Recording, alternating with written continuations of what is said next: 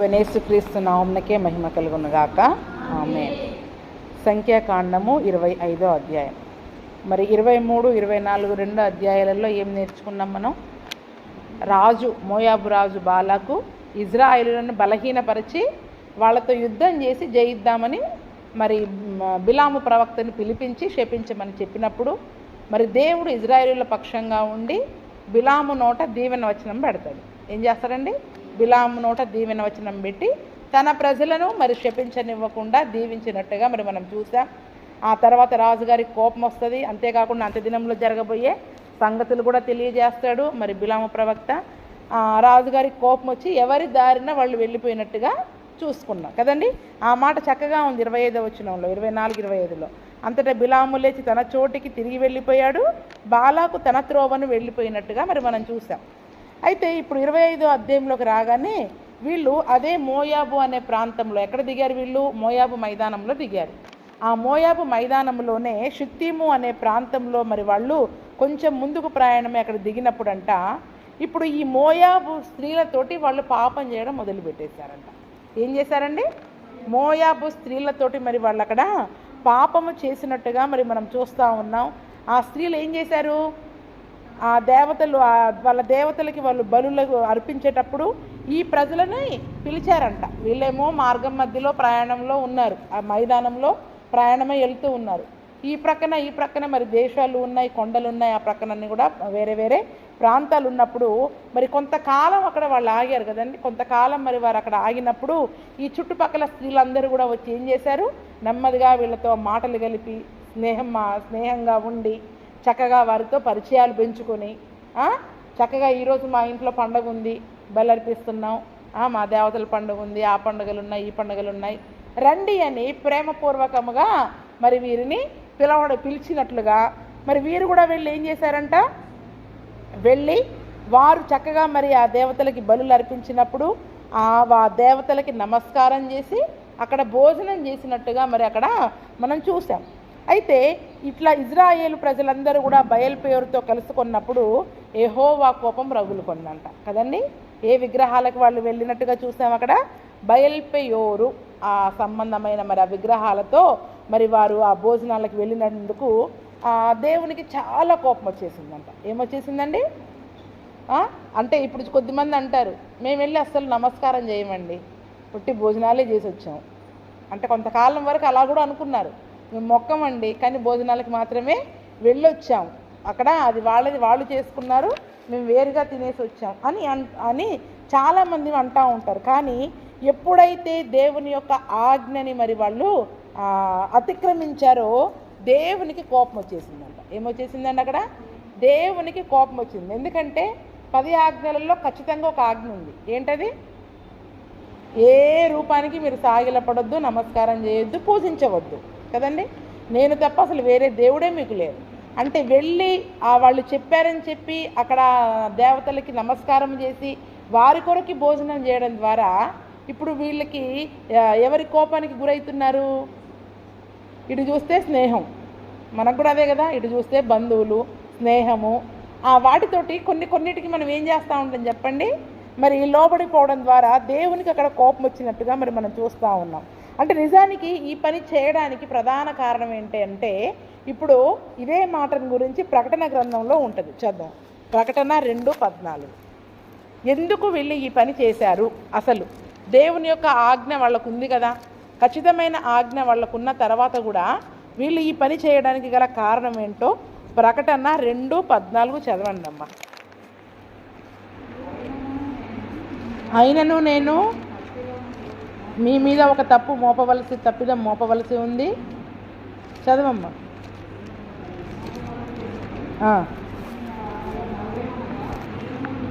అవేవనగా మంచిగా చదవండి.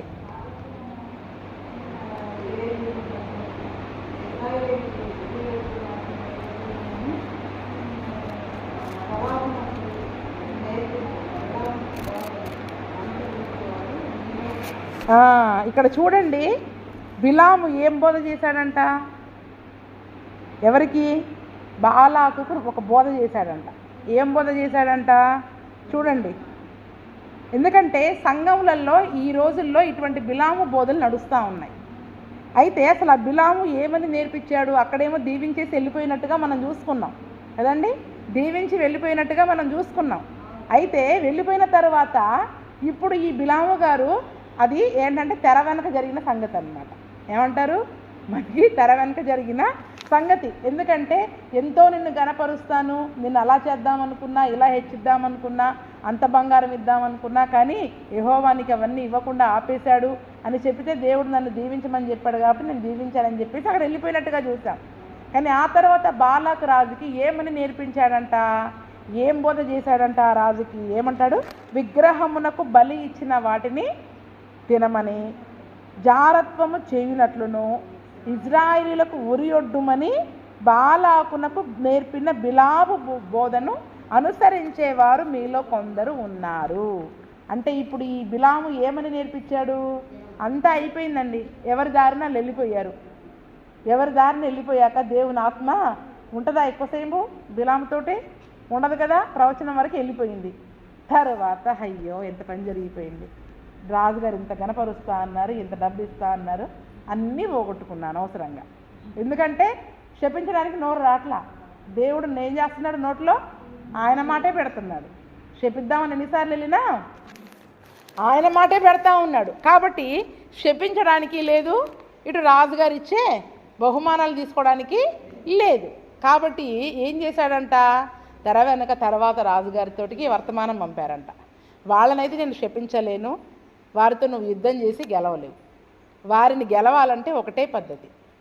వాళ్ళకి కొండ మీద దేవుడు 10 ఆజ్ఞలు ఇచ్చాడు కదా, అందులో ఏమని?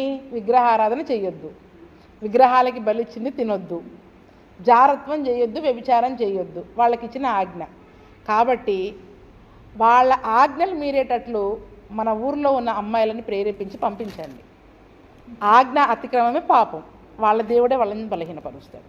ఏం చేస్తాడు చెప్పండి? ఇప్పుడు వాళ్ళ దేవుడే వాళ్ళని బలహీనపరుస్తాడు, వాళ్ళ దేవుడే వాళ్ళ మీద పడతాడు, వాళ్ళ దేవుని కోపాగ్నికి వాళ్ళే గురవుతారు.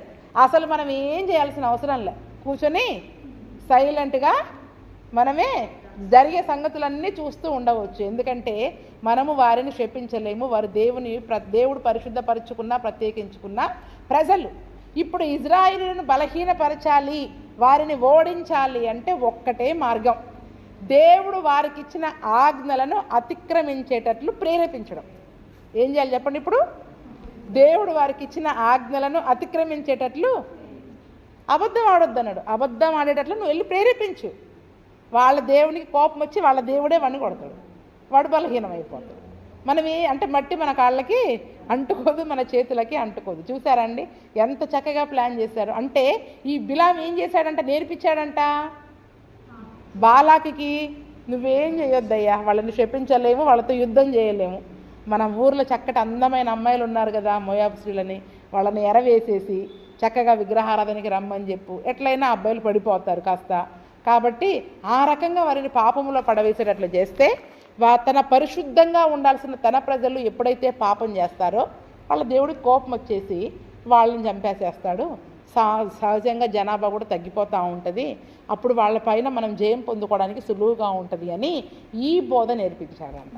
ఈ బోధ నేర్పించేసేసి బాలాకు రాజు గారికి చెప్పాడంట. ఎందుకంటే బిలాము సహజంగానే ధనాశపరుడు, ధనాన్ని పోగొట్టుకుని ఉండలేడండి. ఎందుకంటే శపించమని బాలాకు రాజు పిలిచినప్పుడు దేవుడు దీవెనవచనం పెడుతున్నాడు. కాబట్టి నా నోటితో నేను వారిని ఏమి చేయలేను, ఈ రకంగా నువ్వు ఏదన్నా చేసుకో అని చెప్పేసి చేస్తారు కదండి, ఎంత చక్కగా. అందుకనే బిలాము ఒక అబద్ధ బోధకునికి సూచన. ఎవరు చెప్పండి? బిలాము ప్రవక్తే. అతని ప్రవచనాలు నెరవేరుతాయి, 100కి 100% నెరవేరుతాయనే నానుడు ఉంది. కానీ ఎందుకంటే ఇప్పుడు అతను చెప్పిన ప్రతి ప్రవచనం యేసు ప్రభు ద్వారా దేవుడు చెప్పించిందే కాబట్టి ఈ ప్రవచనాలన్నీ నెరవేరుతూ ఉన్నాయి. కానీ అతని శరీరానుసారముగా జీవించే వ్యక్తి, భూ సంబంధమైన వాటి కొరకు వెతికే వ్యక్తి, ఎంతసేపు ఎక్కడ ఏం దొరుకుద్దా, ఏ కానుకలు దొరుకుతాయా, ఏ విలువైన ధనము దొరుకుతుందా అని ఆ వాటిని ఆశపడి మరి ఆ సిరికి దాసుడైపోయిన బిలాము. అందుకనే ప్రవచనాలు చాలా బాగా చెప్పడం కాదండి, కానీ మనము దేవుని ఆత్మ చేత నడిపింపబడుతున్నామా, ఈ లోకానుసారంగా జీవిస్తున్నామా అనేది చాలా ముఖ్యమైన విషయం. అందుకనే ప్రవక్తలందరూ దేవుని ప్రవక్తలు కాలేరు. ప్రవక్తలందరూ దేవుని ప్రవక్తలు కాలేరు. మనం ఎంత దేవుని ప్రవచనాలు చెప్పినా కూడా చివరికి ఆత్మను బట్టి మనం నడుచుకుంటున్నామా, శరీరానుసారముగా ఈ భూ సంబంధమైన ధనాన్ని కానీ ఈ లోకానుసారమైనవి వైరాగ్యంతో జీవించకుండా వాటికి వీటికి ఆశపడి మరి మనం చెప్పేవారిగా ఉంటే ఎప్పటికీ కూడా బిలాము ప్రవక్తల్లానే ఉంటాం. ఎలాగుంటుంది చెప్పండి? బిలాము ప్రవక్తల్లానే ఉంటాయి. కాబట్టి చెడ్డ బోధకులకు, అబద్ధ బోధకులకు, అబద్ధ ప్రవక్తలకి, చెడ్డ ప్రవక్తలకి, ధనాశాపరులైన ప్రవక్తలకి బిలాము మాదిరి. ఏంటండి? బిలాము మాదిరి. ఇక్కడేమో ఏం చేయలేక వెళ్ళిపోయాడు, కానీ దేవుని యొక్క ఆజ్ఞలేంటో ఆయనకు తెలుసు కాబట్టి ఏ రకంగా ఇజ్రాయేలు ప్రజలని ఉరియొడ్డాలో. ఉరియొడ్డడం అంటే ఏంటంటే వాళ్ళ కాళ్ళకి ఆటంకం కలిగించడం. ఆత్మీయయాత్రలో చక్కగా మనం ప్రయాణం సాగుతూ ఉంటుంది. అసలు మనం కళ్ళల్లో కూడా అనుకోం, వీళ్ళ ఇటువంటి పని చేయడవా, అసలు మనం కళ్ళలో కూడా అనుకోమండి. కానీ అపవాది ఏదో రకంగా ఏం చేస్తుంది, మన కాళ్ళకి ఆటంకాన్ని కలిగించి మనం పాపములో పడేటట్లు చేస్తుంది. ఆ పాపములో పడేటట్లు చాలా తెలివిగా అది ప్రయత్నం చేస్తుంది. అందుకనే ఈరోజు అపవాది కూడా మనల్ని ఏం చేయడండి, వచ్చి ప్రేరేపిస్తాడు అంతే. ఏం చేస్తాడు చెప్పండి? వచ్చి ప్రేరేపిస్తాడు అంతే. చేస్తావా చెయ్యవా మన యొక్క వివేకం పైన, జ్ఞానం పైన ఆధారపడి ఉంది. ఏంటది? తాగమని చెప్తాడు, తాగుతావా లేదా అనేది అది మన ఇష్టం. వాక్యంలో వద్దని ఉంది కదా, నేను తాగను. విగ్రహారాధనకి రండి అని వాళ్ళు పిలిచారు. మా బలులకి మేము పండగ చేసుకుంటున్నాం, మా ఇంట్లో చక్కటి భోజనాలు ఉన్నాయి, విందులు ఉన్నాయి అని వాళ్ళు పిలిచారు. వెళ్ళాలా వెళ్ళకూడదా ఎవరి నిశ్చయం? మన మన మన నిశ్చయం. అక్కడ భోజనం చేయాలా వద్దనేది ఎవరి నిర్ణయం తీసుకోవాలి? మనం నిర్ణయమే తీసుకోవాలి. మనం స్థిరంగా ఉండాలి. ఆ దినం మనం వాళ్ళు ఏం చేశారు, అరే చుట్టుపక్కన వాళ్ళు అరణ్య యాత్రలో ఏదో మనకి సహాయంగా ఉన్నారు, మాట కలిశారు, ఏదో నీళ్ళో అవ్వో ఇవ్వో సహాయం చేస్తారు కదా అని మంచితనాన్ని బట్టి వాళ్ళు మనకి సహాయం చేస్తున్నారు కాబట్టి మనం వెళ్ళకపోతే వాళ్ళు ఏమనుకుంటారో అని ఏదో ఒక కారణాన్ని బట్టి వెళ్ళిపోయి దేవుని కోపానికి అక్కడ గురైనట్టుగా మరి మనం చూస్తూ ఉన్నాం. అందుకనే బిలాము యొక్క బోధలు చాలా చెడ్డ బోధలండి. అతను మంచి ప్రవక్త కానే కాదు. అందుకనే బాలాకు రాజు పిలిచిన దేవుడు అతని నోట తన మాటలను ఉంచి దేవుని యొక్క మాటలనుగా ఇజ్రాయేలు ప్రజలకి ఆ శాపం తగలకుండా చూసినట్టుగా చూస్తూ ఉన్నాం. అందుకనే మరి చక్కగా నిర్గమాకాండం 23-24 కూడా చదవండి. అక్కడ వారు చేసిన పనిని బట్టి చూసినట్లయితే దేవుడు వారికి ఏం ఆజ్ఞ ఇచ్చాడో కూడా మళ్ళీ ఒకసారి చదువుకుందాం. 23-24 నిర్గమాకాండం.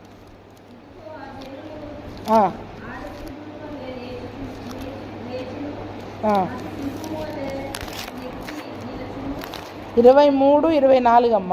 నిర్గమాకాండం 23-24 నిర్గమాకాండం చదువమ్మా. వారి దేవతలకి సాగిలపడొద్దు, వాటిని పూజింపకూడదు, వారి క్రియల వంటి క్రియలు చేయక వారిని తప్పక నిర్మూలము చేసి వారి విగ్రహములను బొత్తిగా పగలగొట్టవలను. నీ దేవుడైన యెహోవానే సేవించాలి. అప్పుడు ఆయన నీ ఆహారమును నీ పానమును దీవించును. నేను నీ మధ్య నుండి రోగము తొలగించేదను. అక్కడ అవన్నీ చూడండి, దీవెనలు ఉన్నాయి. అన్ని దీవెనలు కూడా మీరు అంతకుముందు చదివారు కదా. దీవెనలు కూడా మీరు చక్కగా చదివి జ్ఞాపకం ఉంచుకున్నారు. అంటే మన చుట్టూ ఉన్న లోకం మనల్ని ప్రేరేపిస్తుంది, పిలుస్తారు. కానీ ఏమంటున్నాడు, వారి క్రియల వంటి క్రియలు మరియు చేయకుండా అటువంటి వాటిని పూర్తిగా నిర్మూలము చేసి పగలగొట్టాలి. అంటే దేన్నైతే పగలగొట్టాలో, చంపేయాలో, పాడు చేయాలో మనం ఏం చేస్తున్నాం, వాటిని నెత్తిన పెట్టుకుంటా ఉన్నాం. వాటిని మనము నెత్తిన అంటే ఇక్కడ ఆ విగ్రహారాధన అని ఒక్క సంగతే కాదు. కానీ ఇప్పుడు ఆ గలతీయులకు రాసిన పత్రికలో శరీర కార్యాలు ఉన్నాయి. శరీర కార్యాలన్నీ కూడా మీరు పూర్తిగా చంపేయాలని చెప్పారు. మనలో ఉన్న కోపము, అసూయ, గుసగుసలు మాట్లాడుకోవడం, ముసలమ్మ ముచ్చట్లే కానివ్వండి, అవిధేయతే కానివ్వండి, కోపము, జారత్వము, వ్యభిచారము, ఇటువంటివన్నీ కూడా శరీర కార్యాలలో ఏవేవైతే ఉన్నాయో వాటిని పూర్తిగా మనం చంపేయాలి. కానీ మనం ఏం చేస్తూ ఉంటాం, నాకు ఇది అలవాటు, నేను ఇలాగే ఉంటా, నాకు మొండితనం ఉంది, నాకు కోపం ఉంది, నేను ఇలాగే ఉంటా, నేను ఆ విషయంలో నేను మార్చుకోలేను అని మీరు అలాగే ఉన్నారనుకోండి, చంపేయాల్సిందని మీరు ఏం చేసుకుంటున్నారు, దాచిపెట్టి దానికి సింహాసనం వేసి కూర్చోబెడుతున్నారు. ఎవరు ఉండాలి నిజానికి హృదయంలో? యేసయ్య ఉంటే మనలో ఏమొస్తుంది? దీనత్వము, సాత్వికము, మరి జాలి, దయ, కరుణ, మనం పూర్తిగా మారిపోతాం మన హృదయంలోనికి ఆయన వస్తే. కానీ ఏదైనా మరి చంపవలసిన శరీర కార్యాలని మనం శరీరంలో ఉంచుకోవడం ద్వారా మనం ఏం చేస్తున్నాం, నాకు కుదరదు, నేను ఇలాగే ఉంటాను, నాకు ఇది మొదటి నుంచి అలవాటు, నేను ఇలాగే ఉంటాను చివరి వరకు అని మనం ఎప్పుడైతే మనలో ఉన్న ఆ బలహీనతని, ఆ లోపాన్ని బట్టి గట్టిగా అతిశయిస్తూ ఉంటామో మనం ఏం చేస్తున్నట్టు, దాన్ని ఒక విగ్రహం లాగా పూజిస్తున్నట్టు. ఏం చేస్తున్నట్టు చెప్పండి? కొద్దిమంది కోపం ఎక్కువ, చాలా ప్రార్థన చేస్తారు కానీ కోపం మానరు, కోపము మానలేరు. కొద్దిమందికి విస్తారంగా మాట్లాడతారు, ఎంత ప్రార్థన చేసినా ఉపయోగం లేదు. కానీ మా ఇంటికి వెళ్ళి మనం గొడవలు పెట్టుకున్నాం అనుకోండి, మనం ఏం చేస్తున్నాం, దాన్ని చంపివేయవలసిన దాన్ని దాచిపెట్టుకొని దాన్ని ఒక విగ్రహారాధనలాగా దాన్ని పూజ చేస్తున్నాం. నేను ఇంతే, నా స్వభావం ఇంతే, నేను దీనిని మార్చుకోలేను అని నువ్వు అన్నట్లయితే దాన్ని ఒక విగ్రహారాధనలాగా మనం చేస్తున్నట్టు. ఏం చేస్తున్నట్టండి? అది వాళ్ళు చేసే క్రియలు, వాళ్ళ క్రియలు వంటి క్రియలు మీరు చేయొద్దు, వాళ్ళలాగా మనం చేయకూడదు. వాటిని మీరు బొత్తిగా నిర్మూలన చేయాలి, చంపేయాలి, పగలగొట్టేయాలి. అది మళ్ళీ పనికి రాకూడదు, మళ్ళీ ఆ వస్తువు అనేది పనికి రాకూడదు. ఇప్పుడు మనలో ఉన్న పాప సంబంధమైన ఆ శరీర కార్యాలే కానీ, కోపమే కానీ, ద్వేషమే కానీ, అసూయే కానీ, దూషణే కానీ, తిట్లు తిట్టడమే కానీ, ఆ కలహ బుద్ధే కానీ, ఆ వెనక మాట్లాడుకునే బుద్ధులే కానీ, ఏవైనా కూడా మనం ఏం చేయాలి, పూర్తిగా పగలగొట్టాలి. అపవాది ఏం చేస్తాడు, మనల్ని నెమ్మదిగా ప్రేరేపించి వాటిని చేసేటట్లు ప్రేరేపిస్తూ ఉంటాడు. ఇక్కడ మోయాబు స్త్రీలు ఏ రీతిగా అయితే వీరిని ప్రేరేపించారో, అంటే ప్రతిదీ కూడా అక్కడ శరీర సంబంధంగా జరిగిన ప్రతి పాపాన్ని ఈరోజు మనం ఎలా తీసుకోవాలి, మనలో జరుగుతున్న ఒక పోరాటంగా తీసుకోవాలి. అక్కడ బయట నుండి స్త్రీలు వచ్చి పాడు చేశారు, ఇప్పుడు ఇక్కడ ఎవరు పాడు చేస్తున్నారు, మన స్వంత దేహమే మనల్ని పాడు చేస్తూ ఉంటుంది. ఏం చేస్తూ ఉంటుందండి, మన స్వంత దేహమే మనల్ని ప్రేరేపించి పాపము చేయమని ప్రేరేపిస్తూ ఉంటుంది. నిజముగా మనం ఆత్మలో బలవంతులముగా మార్చబడినట్లయితే, ఆత్మీయ జీవితంలో మనం బలవంతులంగా ఉన్నట్లయితే డైరెక్ట్గా మనం ఏం చేస్తాం, దాన్ని పగలకొడతాం, దాన్ని పాడు చేసేసి ఆ ఆలోచనని మనము వదిలిపెట్టేసి నేను ఇలా చేయకూడదు అని ధైర్యంగా చేయకుండా మనం ఉండగలుగుతాం. ఎప్పుడైతే ఆత్మలో మనం బలవంతులుగా ఉండమో మనం ఏం చేస్తాం, ఆ ఆలోచనకి, ఆ మనసులో వచ్చిన హృదయాలోచనకి మనం లోబడిపోయి చేస్తే ఏమవుతుంది, ఇంత ప్రార్థన చేసుకునే అనుకున్నాను కానీ మనసులో ఈ ఆలోచన పుట్టింది. ఎందుకంటే హృదయమే మోసకరమైంది, అది ఇచ్చే ఆలోచన మంచిదని ఎట్లా అనుకుంటాను చెప్పండి? అది మోసకరమైందనే దేవుడు చెప్తున్నాడు కదా, అది ఇచ్చే ఆలోచన మంచిదని మనం ఎలాగనుకుంటాం? అందుకే చూడండి, ఆత్మకి శరీరంకి కూడా మరి విరోధంగా పోరాటం అనేది ఎప్పుడు జరుగుతూ ఉంటుంది. ఆ దినమున వారి క్రియల వంటివి మరి మీరు చేయకూడదు అని దేవుడు ఖచ్చితంగా చెప్పినందువలన బిలాము ఏమని బోధించాడు, దేవుడు ఏ ఆజ్ఞలైతే వద్దని చెప్పాడో అవి చేసేటట్లు మీరు ప్రేరేపించండి అని బాలాకు రాజుకి నేర్పించాడు. బాలాకు రాజు చక్కటి అమ్మాయిలందరినీ పిలిచి ఇంకేముంది, వాళ్ళ దగ్గరికి వెళ్ళి ఎలాగైనా వారిని మోసంలో పడి వాళ్ళ ఆజ్ఞలను అతిక్రమించేటట్లు మీరు వారిని నెమ్మదిగా మన దేశంలోనికి తీసుకొని రండి అని చెప్పడంతో వాళ్ళు పిలవడము, వీళ్ళు వెళ్ళి ఆ బయల్పెయోరుతో కలుసుకొనినందున వారి మీద యెహోవా కోపము రగులుకొన్నది. చూడండి, అక్కడ బయల్పెయోరుతో కలుసుకొనినందున అన్న మాట, ఎందుకంటే ఆ మాట కొరింథీయులకు రాసిన పత్రికలో ఉంటుంది. ఎవరైనా మనము దేవునితో ఏక మనసు ఏకాత్మను కలిగి ఉంటున్నాం. ఎలాగుంటున్నామండి? చదవండి, 1 కొరింథీయులకు రాసిన పత్రిక 6:18 చదవండి. 1 కొరింథీ 10:8.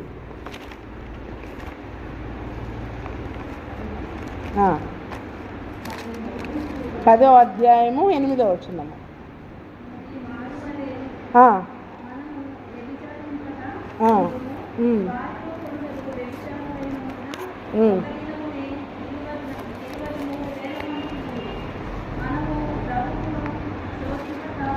చాలండి. ఇక్కడ ఏమంటున్నాడు, వారు చేసిన వ్యభిచార సంబంధమైన విగ్రహారాధన, వ్యభిచారాన్ని బట్టి ఎంతమంది చచ్చిపోయారంటండి?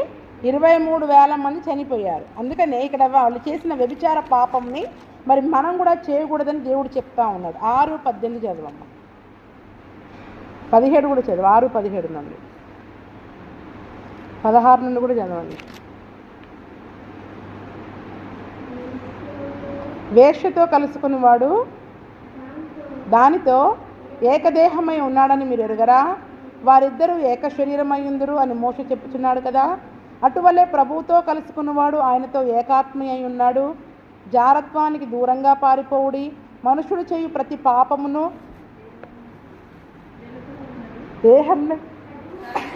దేహమునకు వెలుపల ఉన్నది, కానీ జారత్వము చేయువాడు తన సొంత శరీరమునకు హానికరముగా పాపం చేయుచున్నాడు. మీ దేహము దేవుని వలన మీకు అనుగ్రహింపబడి మీలో ఉన్న పరిశుద్ధాత్మకు ఆలయమే ఉన్నదని మీరు ఎరుగరా? మీరు మీ సొత్తు కారు, విలువ పెట్టి కొనబడిన వారు కనుక మీ దేహముతో దేవుని మహిమపరచుడి. చూడండి, ఇక్కడ వేశ్యతో కలుసుకునేవాడు దానితో ఏక శరీరం అయిపోతాడు కదండి. ఇప్పుడు భార్యాభర్తలైన ఎవరినైనా దేవుడు ఏమన్నాడు? ఇద్దరు భార్యాభర్తల్ని ఇరువురు కలిసి ఏక శరీరంగా ఉంటారని చెప్పారు. ఇప్పుడు మరి వెళ్ళి ఒక వేశ్యతో అతను పాపం చేశాడు అనుకోండి, అతనితో ఏక శరీరం అయిపోతున్నాడు. కానీ మనం ఎలాగుండాలంట? మనం నిజముగా యేసు ప్రభువులో నీవు నేను నిలబడి ఉంటే ఎలాగుంటాం? నీవు నేను యేసు ప్రభువుతో, యేసు ప్రభువు మనలో ఉంటే ప్రభువుతో కలుసుకునేవాడు దేవునితో ఏకాత్మ అయి ఉంటాడు. దేనితో కలుసుకునేవాడు? మనలో యేసు ప్రభువు ఉంటే ఆయన మనము ఏక ఆత్మ కలిగి ఉన్నాం.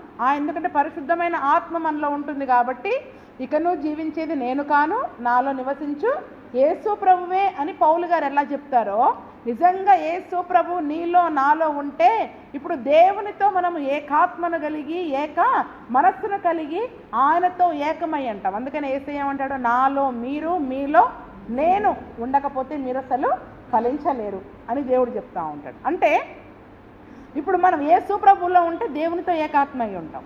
మరి ఇప్పుడు లోకంతో కలిసి ఉంటే పాపం, అంటే లోకంతో కలిసి ఉంటే ఆ లోక సంబంధమైన పాపాన్ని చేసి వ్యభిచార సంబంధమైన పాపంని దేవుడు దాన్ని పోల్చాడు. అందుకనే వ్యభిచారునులారా లోక స్నేహము దేవునితో వైరమని మీరు ఎరుగరా. అంటే యేసు ప్రభు చెప్పిన ఏ మాట కాకుండా మనం ఆయనకి వ్యతిరేకంగా ఏది చేసినా ఆ పాపముతో మనము వ్యభిచారం చేస్తున్నట్టంట. ఏంటండి?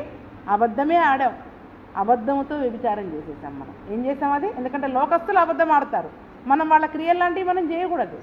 దొంగతనాలు వాళ్ళు చేస్తారు, పొరుగు అని వాళ్ళు ఆశపడతారు.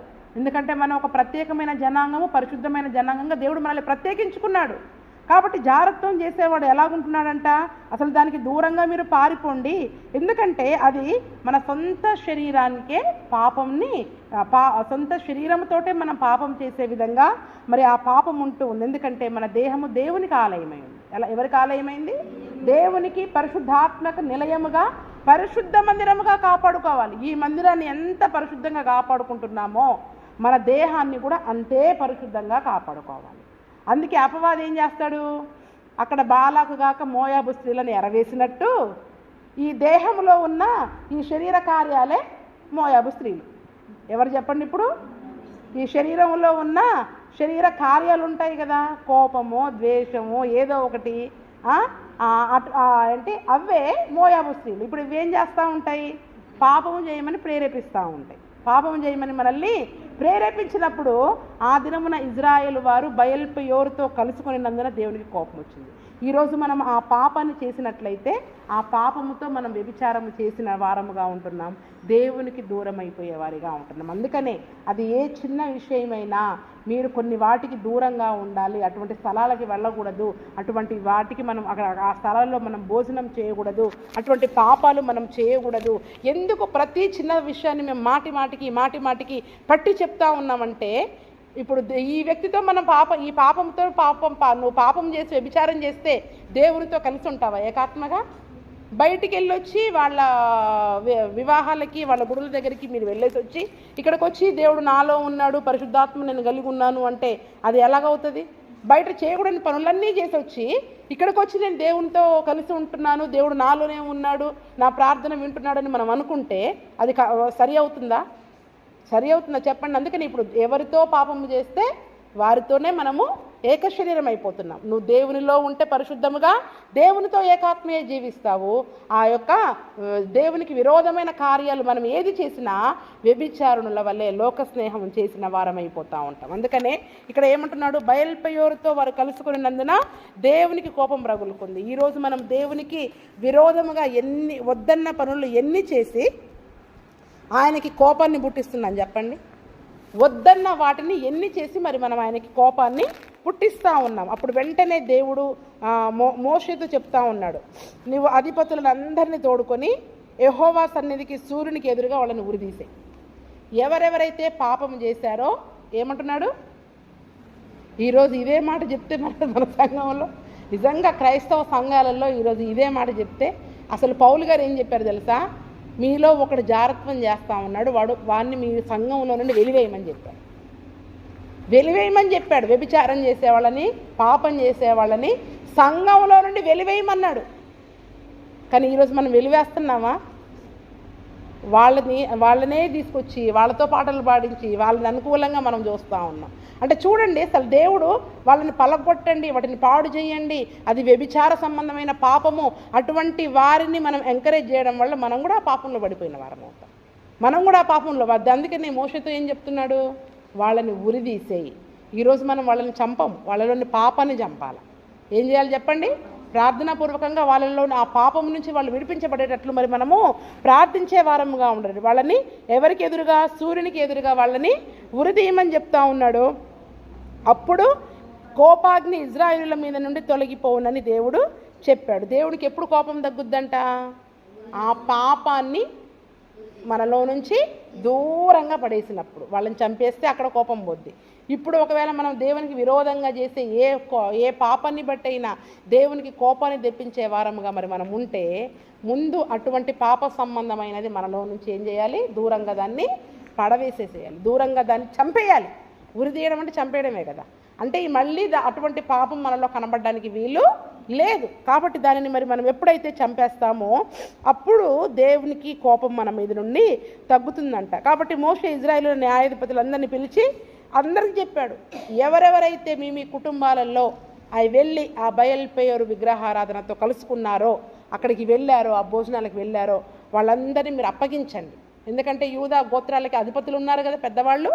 మీ గోత్రం వాళ్ళని మీరే అప్పగించండి, మీ గోత్రం వాళ్ళని మీరే అప్పగించండి. మీరందరినీ వాళ్ళని తీసుకొని రండి, రేపు పొద్దున మరి దేవుడు చెప్పినట్టుగా వారిని ఉరి తీద్దాము అని దేవుడు అధిపతులకు చెప్పాడు. అధిపతులు వెళ్ళి వారిని అందరినీ కూడా తీసుకొని వచ్చే పనిలో ఉన్నారు. ఈలోపు ఒకడు ఏం చేశాడంట? డైరెక్ట్గా అక్కడికి వెళ్ళడం కాదు, ఆ మోయాబు ఆ స్త్రీనే పట్టుకొని వచ్చి వీరు ఉన్న గుడారంలోనికి తీసుకొని వచ్చేసాడంట. ఏం చేశాడంటే చెప్పండి? ఇక్కడేమో ఆ పాపాన్ని చంపమని దేవుడు చెప్తా ఉంటుంటే, ఒకడు డైరెక్ట్గా అక్కడికి పోవడం కాదు, ఆ అమ్మాయినే పట్టుకొని వచ్చేసాడు. అమ్మాయినే తీసుకొని తన గుడారంలోనికి పట్టుకుని వెళ్ళిపోతే, అక్కడ ఉన్న ఇజ్రాయేలు మిద్యాను స్త్రీని తీసుకుని వచ్చినప్పుడు మరి అహరోను యొక్క కుమారుడు ఎలియాజరు ఉంటాడు కదా, ప్రధాన యాజకుడు, మరి అతని యొక్క కుమారుడు ఫీనెహాస్ చూశాడంట. చూసినప్పుడు అతను చాలా కూడా కోపం వచ్చేసి సమాజం నుండి లేచి ఈటని చేతపట్టుకొని ఆ పడక చోటికి వెళ్ళి ఆ ఇజ్రాయిల్ వెంట కూడా వెళ్ళి ఆ ఇద్దరితో కూడా వెనకాల ఇతను కూడా వెళ్ళి ఈట పట్టుకొని ఇద్దరిని వెనక నుండి పొడిస్తే ఇద్దరు ఆ ఈటలో అంటే ఆ ఈట చేత చంపబడ్డట్టుగా చూస్తూ ఉన్నాం. చూడండి, అక్కడ ఎప్పుడైతే ఆ స్త్రీ కడుపులో గుండా దూసుకొని పోయింది, ఇజ్రాయేలు యొక్క కడుపులోని గుండా కూడా దూసుకొని పోయినట్లుగా పొడి చేశాడంట. అప్పుడు ఇజ్రాయేలులో నుండి తెగులు నిలిచిపోయింది. 24,000 మంది ఆ తెగులు చేత చనిపోయారు. ఎంతమంది చనిపోయారు చెప్పండి కదా? ఇప్పుడు అక్కడ చదువుకున్నామా కొరింథీయులకు రాసిన పత్రికలో? అక్కడ 23, 1,000 తేడా వచ్చింది, కానీ సుమారుగా అటు ఇటుగా. అంటే చూడండి, ఎప్పుడైతే పాపమును బట్టి తెగులు అనేది వారిలోకి వచ్చేసింది, వారిని ఉరి తీయకముందే తెగులు అనేది వచ్చేసేసింది. కానీ ఎప్పుడైతే ఫీనెహాసు లేచి ఆ పాపాన్ని చంపడానికి ప్రయత్నం చేశాడో, మనం ఏం చేస్తాం? ఏం చెప్తామండి? ఈ రోజుల్లో పిల్లలకి మనం చెప్పలేమండి. వాళ్ళు ఇష్టం అండి చేసుకొని వదిలేసాను ఇక నేను వాళ్ళని. ఏం చెప్తాం చెప్పండి? మనం వదిలేసామండి, మా కొడుకు చెప్పలేము, కూతురికి చెప్పలేము, ఎవరికి చెప్పలేము, వాళ్ళని వదిలేస్తామని మనం ఆ పాపాన్ని విడిచిపెట్టేస్తాం. కానీ ఆ పాపాన్ని పరిహరించాలి. ఏ స్థితిదైనా దేవుని యొక్క కోపము తగ్గాలి అంటే, దేవుని యొక్క తెగులు, ఉగ్రత, శిక్ష ఏ రకంగానైనా మన మీదకి వచ్చిన ఆ శిక్ష నుండి మనం తప్పించబడాలి అంటే పాపాన్ని చంపాలి. అందుకనే దేవుడు కూడా మనల్ని స్వస్థపరిచాక చాలాసార్లు 38 సంవత్సరాల నుండి పాపం చేసిన అంటే పక్షవాతంతో పడి ఉన్న అతనికే కానీ, మరి ఆ వ్యభిచారంలో పట్టబడ్డ స్త్రీతోటే కానీ మళ్ళీ నువ్వు పాపం చేయొద్దు. ఎందుకంటే ఆ పాపం వల్లనే శిక్ష అనుభవించావు, అయిపోయింది, మళ్ళీ నువ్వు పాపము చేయవద్దని దేవుడు మాటి మాటికి చెప్తా ఉన్నాడు. అందుకనే ఎప్పుడైతే మరి అక్కడ ఫీనెహాసు లేచి వారిద్దరిని కూడా చంపేశాడో, ఈరోజు నిజంగా మనం చంపగలుగుతామా అండి? మనం చంపగలుగుతామా? బాబోయ్, మా కులపోళ్ళండి. అక్కడ మోషే ఖచ్చితంగా చెప్పాడు, మీ గోత్రాల వాళ్ళని మీరు అప్పగించండి. మన ఇంటిలో ఏ పాపం ఉన్నా కూడా దాన్ని మనం దాచిపెట్టడానికి వీలు లేదండి. దేవుని ఎదుట దాన్ని ఒప్పుకొని చంపేసేయాలి. అంటే ఆ పాపాన్ని పరిహరించాలా, ఆ పాపానికి తగిన ప్రాయశ్చిత్తం అనేది మనం చేసేయాలి దేవుని సన్నిధిలో. అయ్యా, మరి వారు పాపం చేశారు, వారిని రక్తంతో కడిగి వారిని పరిశుద్ధులనుగా మార్చు, దానికి తగిన శిక్ష ఏంటో, ఆ ప్రాయశ్చిత్తం ఏంటో మరి వాక్యంలో ఏదైతే చెప్పబడుతుందో దాన్ని మనం చేయకపోతే, దాన్ని అలాగే విడిచిపెడితే దేవుని శిక్షకి మరి మనము పాత్రులమవుతాం, దేవుని యొక్క ఉగ్రతకి మరి మనము పాత్రులమైపోతాం. అందుకనే బిలాము ఏం నేర్పించాడంట వాళ్ళకి? మరి చక్కగా స్త్రీలను ప్రేరేపించమని, ఇజ్రాయిలులకు ఉరియొడ్డమని, విగ్రహారాధనకి వారిని పిలవమని చెప్పి జారత్వం చేసేటట్లుగా ప్రేరేపించారు. కాబట్టి ఈరోజు ఆ బోధలే చాలా సంఘాలలో, ఎందుకంటే ఆ రకంగా చెప్పకపోతే సంఘం వినరండి, మానేస్తారండి. వ్యభిచారం చేసేటోళ్ళు 10 మంది ఉన్నారండి, పాపం చేసేటోళ్ళు, రహస్యంగా పాపం చేసేటోళ్ళు ఉన్నారు. నువ్వు ఆ పని చేయొద్దమ్మా అని ఖచ్చితంగా చెప్పారనుకోండి, 10 మంది వెళ్ళిపోతారు సంఘంలో నుంచి. ఊరుకుంటున్నారా పాస్టర్లు? అంత ఖచ్చితమైన బోధ చేయగలుగుతున్నారా? చేయలేకపోతున్న సంఘాలన్నీ కూడా బిలాము లాంటి సంఘాలే. చివరికి ఇవన్నీ ఎక్కడికి పోతాయి చెప్పండి? ఎక్కడికి పోతాయి ఇవన్నీ కూడా? పాపాన్ని ఖండించని ప్రతి సంఘం అండి రేపు నరకంలోనే ఉంటుంది. ఆ పాస్టర్ గారితో సహా నరకంలోనే ఉంటుంది. పాపాన్ని ఖండించాలి. ఎందుకంటే అక్కడ బిలాము బోధించాడు, వాళ్ళు బాలాకురాజు చేయించాడు. కానీ ఫలితం ఎవరు అనుభవిస్తున్నారు? ఇక్కడ ఇజ్రాయేలు ప్రజలు అనుభవించేది ఎవరు? అపవాది. వాడు బాగానే ప్రేరేపించి పక్కనకి వెళ్ళిపోతాడు. హవ్వని తినవద్దన్న పండుని తినమని చెప్పాడు, అది తిన్నది. అంటే పాపానికి ఆమె పాపం చేసిందని ఇప్పుడు తరతరాలుగా ఎవరు చెప్పుకుంటున్నారు? ఎవరి గురించి చెప్పుకుంటున్నారు? దాని గురించి చెప్పుకుంటున్నారా, అవ్వ గురించి చెప్పుకుంటున్నారా?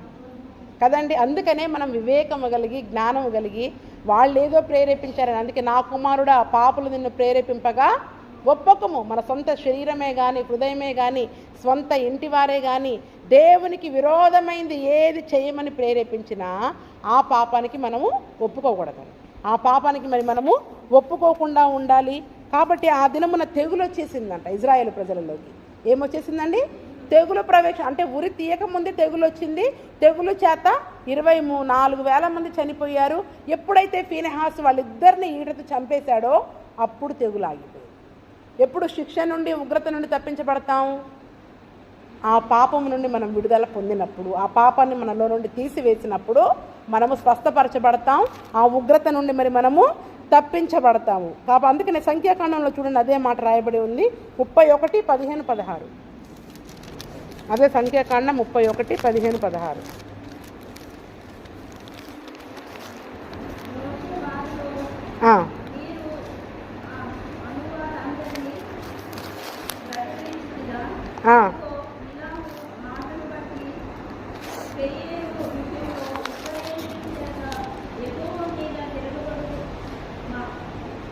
తిరుగుబాటు చేయించిన వారు వీరు కారా? అందుచేత యెహోవా సమాజంలో తెగులు పుట్టి ఉండేను కదా. ఆ తర్వాత యుద్ధానికి వెళ్ళినప్పుడు మోయాబు మీదకి మోయాబు స్త్రీలని వీళ్ళు బ్రతకనిచ్చారంట. ఆ మోయాబు స్త్రీలను బ్రతకనిస్తే అప్పుడు మోషే గద్దిస్తూ ఉన్నాడు వాళ్ళని. ఈ స్త్రీలను బట్టే కదా ఆ రోజు ఇంత తెగులు వచ్చింది మనలోనికి. ఒక స్త్రీని పట్టుకొచ్చినందుకే కదా ఇంత తెగులు వచ్చింది. మీరు వాళ్ళని ఏ రీతిగా బ్రతకనిచ్చారు, కాబట్టి వాళ్ళని మరి మీరు బ్రతకనివ్వకూడదు అని చెప్పి, వాళ్ళందరినీ కూడా మీరు చంపాలి అని చెప్పి అక్కడ మోషే వారి మీద కోపపడినట్టుగా చూస్తా ఉన్నాం. ఎందుకంటే బిలాము మాటను బట్టి, పెయోరు విషయంలో యెహోవా మీద వీళ్ళు తిరుగుబాటు చేశారు. ఎవరి మాటను బట్టి? బిలాము బోధను బట్టి, బిలాము మాటను బట్టి. ఆ పాస్టర్ గారు చెప్పారు కాబట్టి అది కరెక్ట్గా అయి ఉండొచ్చు, ఈ పాస్టర్ గారు చెప్పారు కాబట్టి కరెక్ట్గా అయి ఉండొచ్చు, ప్రవచనాలు చెప్తున్నారు కాబట్టి కరెక్ట్గా అయి ఉండవచ్చు అనుకొని మనము ఆ ప్రవచనాలను, లేఖనాలను ఆధారంగా చేసుకొని వాక్యానికి విరుద్ధంగా మనం ఏం చేసినా కూడా బిలాము బోధను మనం వెంబడించిన వారమైపోతాం. ఆ యొక్క తెగులుకి మనము ఆ రకంగా తెగులు చేత, దేవుని యొక్క కోపాగ్ని చేత, దేవుని శిక్షకి, ఉగ్రతకి మరి మనం పాత్రులము అయిపోయే వారముగా ఉంటాం. అక్కడ వారు స్త్రీలను బ్రతకనిచ్చినప్పుడు మోషే గద్దిస్తున్నాడు. ఆ స్త్రీలను బట్టే కదా పాపం వచ్చింది. అంటే దేనిని బట్టి అయితే మన ఆత్మీయ జీవితం పాడైతుందో, నీ భక్తి జీవితం, నీ ప్రార్థనా జీవితం, ఏ అలవాటును బట్టి, నీకున్న శరీర సంబంధమైన అలవాటును బట్టి నీ భక్తి జీవితం, ప్రార్థనా జీవితం, ఆత్మీయ జీవితం పాడైతుందో, కనికరము లేకుండా చంపేయాలి దాన్ని. ఏం చేయాలి చెప్పండి? దాన్ని ఆ అలవాటుని, ఇది నాకు అలవాటండి, చిన్నప్పటి నుంచి అలవాటండి, నాకు ఇలా మాట్లాడడమే అలవాటు, ఇలా చేయడమే అలవాటు, ఇలా ఉండడమే అలవాటు అంటే కుదరదు. అది మన ఆత్మీయ జీవితాన్ని పాడు చేసేది ఏదైనా సరే కనికరము లేకుండా దాన్ని మరి మనము చంపేయాలి. మరి నిజంగా ఫీనెహాసు ఎప్పుడైతే ఆ రీతిగా పౌరుషము కలిగి రోషము కలిగి పాపాన్ని చంపేశాడో తెగులు ఆగిపోయింది, దేవుని కోపం ఆగిపోయింది. ఏమైపోయిందండి? అందుకనే ఈరోజు ఫీనెహాసు లాంటి యవ్వనస్తులు దేవునికి కావాలి. మనమందరం కూడా ఫీనెహాసు వలె మరి ఉండి ఆ పాపమును కనికరము లేకుండా చంపివేసే కృపను ప్రభువైన యేసుక్రీస్తు మనకందరికీ దయచేయునుగాక. ఆమేన్.